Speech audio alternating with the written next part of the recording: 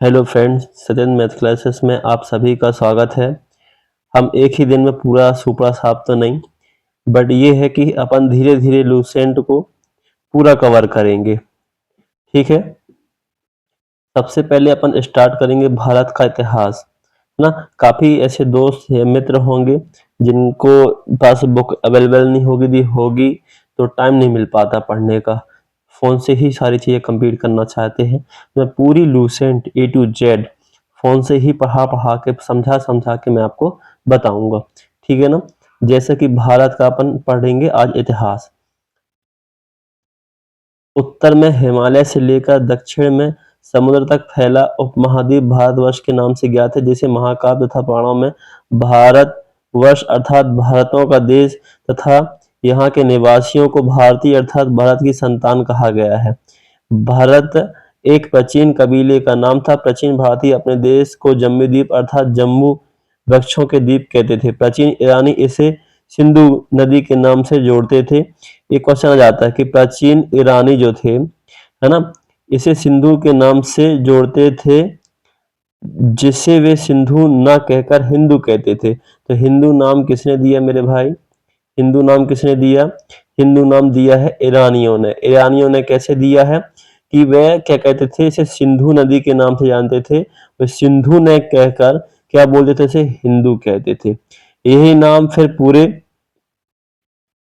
पश्चिम में फैल गया।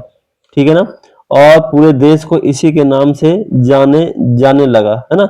यूनानी जो थे, यूनानी, है ना, ईरानी इसे हिंदू कहते थे, यूनानी इसे इंदे और अरब इसे हिंद कहते थे। यूनानी इसे क्या कहते थे? इंदे कहते थे, और अरब इसे क्या कहते थे? हिंद कहते थे। मध्यकाल में इस देश को हिंदुस्तान कहा जाने लगा। यह शब्द भी फारसी शब्द हिंदू से बना है। यूनानी भाषा के इंदे के आधार पर अंग्रेज इसे इंडिया कहते थे। ठीक है, अब ये क्वेश्चन वेरी इंपॉर्टेंट है कि विंध्य की पर्वत श्रृंखला देश को, जो विंध्य की पर्वत श्रृंखला है, विंध्य की पर्वत श्रृंखला देश को उत्तर और दक्षिण दो भागों में बांटती है। उत्तर में इंडो यूरोपीय परिवार की भाषाएं बोलने वालों की और दक्षिण में द्रविड़ परिवार की भाषाएं बोलने वालों की बहुमत है। और जो बीचों बीच है हम उसको बोलते हैं क्या? वेसर शैली। मतलब कि जो उत्तर और दक्षिण दोनों को कंबाइंड हो हम उसको क्या बोलते हैं? वेसर शैली बोलते हैं। ओके, उत्तर वाले को क्या बोलते हैं अपन? इंडो यूरोपियन, और दक्षिण जो परिवार है उसको हम क्या बोलते हैं? द्रविड़। ठीक है ना। भारत की जनसंख्या का निर्माण जिन प्रमुख नस्लों के लोगों के मिश्रण से हुआ है वे इस प्रकार हैं: proto Australoid, palaeo Mediterranean, Caucasian, Negroid एवं मंगलोइड। ठीक है ना।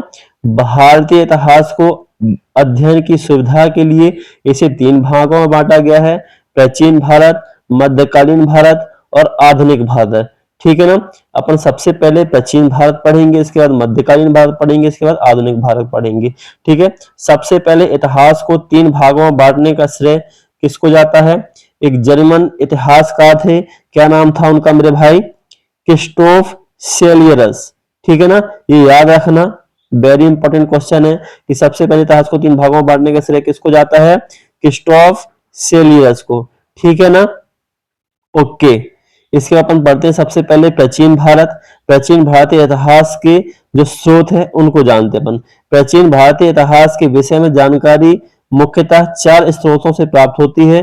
एक तो अपना धर्म ग्रंथ, एक है ऐतिहासिक ग्रंथ, विदेशियों का विवरण एवं पुरातत्व संबंधी साक्ष्य। ठीक है, धर्म ग्रंथ के बारे में हम सबसे पहले पढ़ते हैं।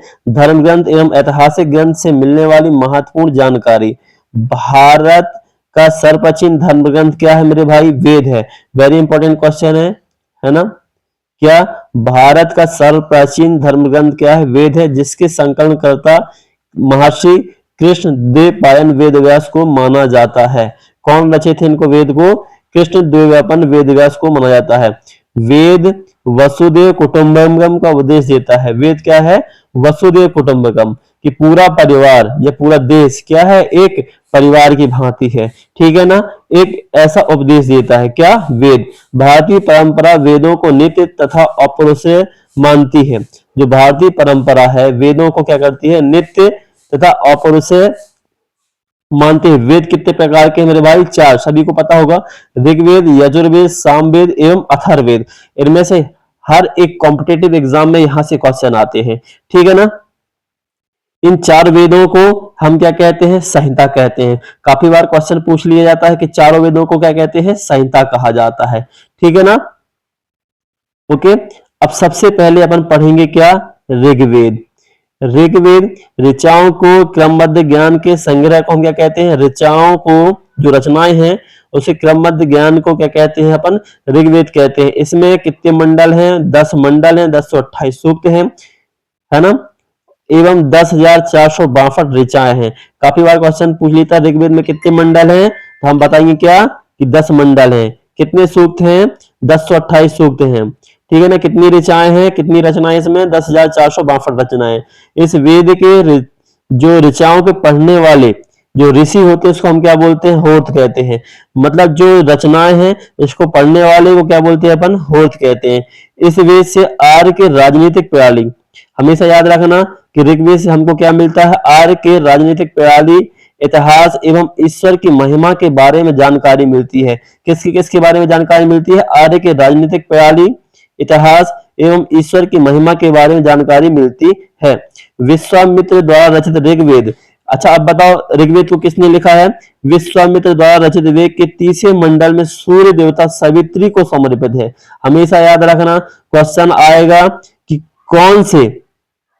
कौन से मंडल में सूर्य देवता को समर्पित है, तो हमेशा याद रखना 30वें मंडल में सूर्य देवता सवित्री को समर्पित प्रसिद्ध गायत्री मंत्र है, ठीक है ना। जो गायत्री मंत्र हम पढ़ते हैं किसमें है, 30वें मंडल में है।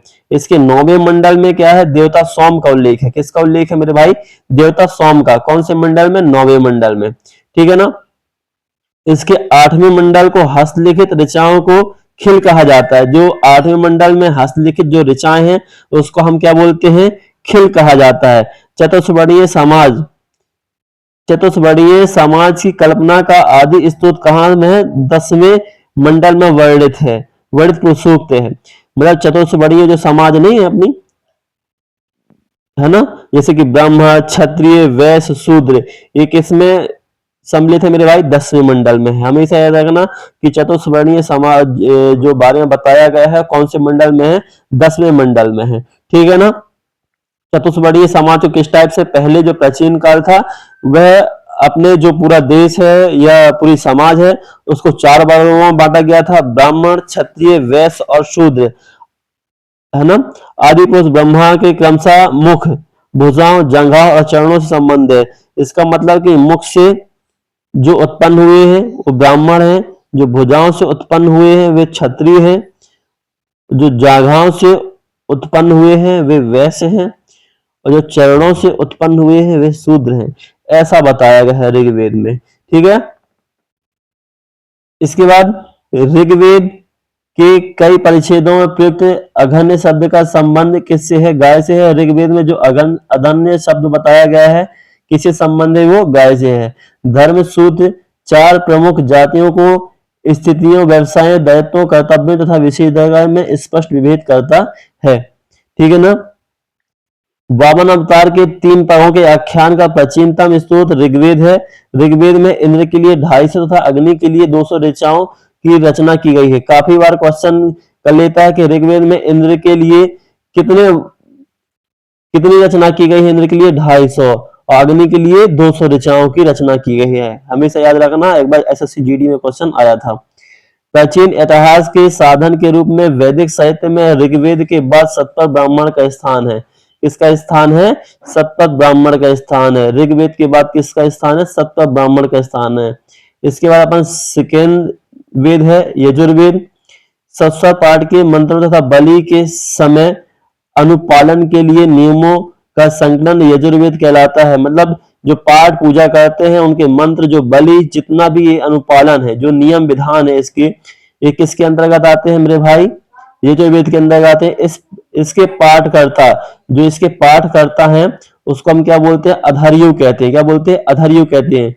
यजुर्वेद में यजुर्वेद में यज्ञों के नियम एवं विधि विधानों का संकलन मिलता है। इसमें बलिदान की विधि का भी वर्णन है। यह एक ऐसा वेद है जो गद्य एवं पद्य दोनों में है। हमेशा याद रखना, वेरी इंपॉर्टेंट क्वेश्चन है कि जितने भी नियम विधान है, पूजा पाठ बलि, जितने भी ये सभी आते हैं किसके अंतर्गत आते हैं? यजुर्वेद के अंतर्गत आते हैं, है ना। और एक ऐसा वेद है जो गद्य एवं पद्य दोनों में है। इसके बाद अपन चलेंगे तीसरा वेद के बारे में। क्या पढ़ेंगे अपन? सामवेद। साम का शाब्दिक अर्थ है मेरे भाई गान। इस वेद में मुख्यतः यज्ञों के अवसर पर गाए जाने वाले ऋचा या मंत्र का संकलन है, ठीक है ना। इसके पाठकर्ता को हम क्या बोलते हैं? उद्रात बोलते हैं। यजुर्वेद के पाठकर्ता को हम क्या बोलते हैं बताइए? अधर्यो कहते हैं। सामवेद के पाठकर्ता को हम क्या बोलते हैं? उद्रात कहते हैं। इसका संकलन ऋग्वेद पर आधारित है। इसमें 1810 सूक्त है जो प्राय ऋग्वेद से लिए गए हैं। इसे भारतीय संगीत का जनक कहा जाता है। ये वेरी इंपॉर्टेंट है, इसे भारतीय संगीत का जनक कहा जाता है, ठीक है ना। यजुर्वेद तथा सामवेद में किसी भी इस विशिष्ट ऐतिहासिक घटना का वर्णन नहीं है, याद रखना। इसके बाद अपन पढ़ेंगे चौथा वेद। क्या है मेरे भाई? अथर्ववेद है।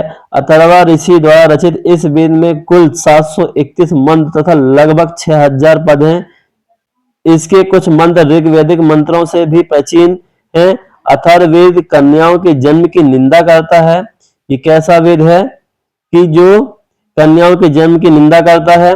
ऐतिहासिक दृष्टि से अथर्ववेद का मत इस बात में है कि इसमें सामान्य मनुष्यों के विचारों तथा अंधविश्वासों का विवरण है। जितने भी, जैसे कि मंत्र वो हो गए, सांप हो गए, सांपों का मंत्र हो गया, इस टाइप से भूत बलाई, जितनी भी सारी चीजें, गंदी चीजें जो बताया गया है, जितना भी अंधविश्वास है, सब अथर्ववेद के अंतर्गत आता है। हमेशा याद रखना, इस वर्ड से किसी भी टाइप से ऐसे क्वेश्चन आते हैं अंधविश्वास के बारे में कि वो कहाँ से लिया गया है, तो हमेशा याद रखना अथर्ववेद से लिया गया है, ठीक है ना। जैसे अंधविश्वास के बारे में मिलता है, पृथ्वी सूक्त अथर्ववेद का प्रतिनिधित्व सूक्त माना जाता है। इसमें मानव जीवन के सभी पक्ष, गृह निर्माण, कृषि की उन्नति, व्यापारिक मार्गों का गहन खोज, रोग निवारण, समन्वय, विवाह तथा पर्याय, गीतों, राजभक्ति, राजा का चुनाव, बहुमत से वनस्पतियों का विवरण दिया गया है। कुछ मंत्रों में जादू टोने का भी वर्णन। अथर्ववेद से परीक्षित को कुरुओं का राजा कहा जाता है तथा कुरु देश की समृद्धि अच्छा चित्रण मिलता है। ये हो गया इतिहास का फर्स्ट पेज आज, है ना। इसी टाइप से हम डे बाई डे पूरे A to Z Lucent complete करेंगे अपन, ठीक है ना। Okay, thank you for my watching video.